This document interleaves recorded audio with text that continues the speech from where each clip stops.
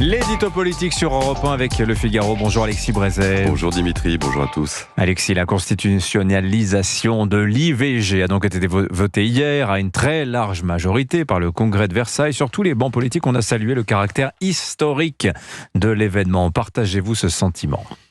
Historique, il me semble que c'est un mot qu'il faut manier avec précaution et dont on a tendance parfois un peu à abuser. S'il y a un jour objectivement historique, Gabriel Attal l'a d'ailleurs reconnu à la tribune du Congrès, c'est ce 26 novembre 1974 où Simone Veil a prononcé son fameux discours à l'Assemblée. Ça, c'est un fait historique. Ce qui s'est passé hier est plutôt la consécration institutionnelle ultime d'une longue évolution des esprits entamé au début des années 60, ce que Jérôme Fourquet appelle la dislocation de la matrice catholique. Le vote du Congrès enregistre ce mouvement tellurique, mais il ne le crée pas. On reste dans l'ordre du symbole.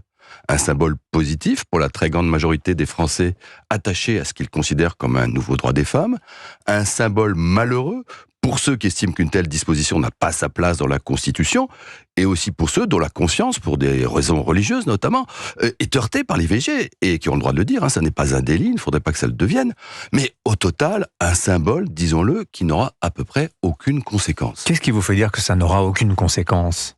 D'abord parce que, en dépit des effets de tribune à un tantinet appuyé du Premier ministre, chacun sait bien que la France n'est pas les États-Unis, et que le droit à l'avortement, chez nous, n'est absolument pas menacé.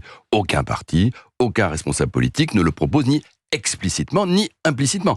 Et certainement pas le RN de Marine Le Pen.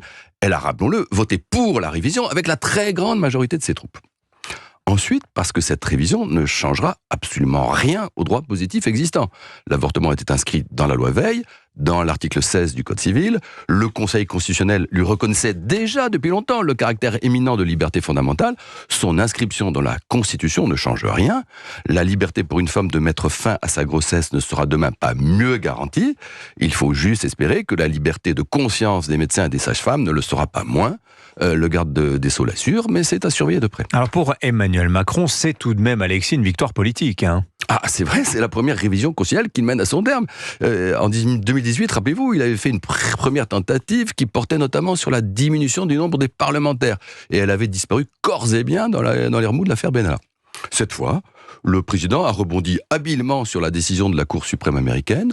Sans trop de scrupules, il a annexé une proposition de loi LFI que ses troupes avaient plusieurs fois rejetée.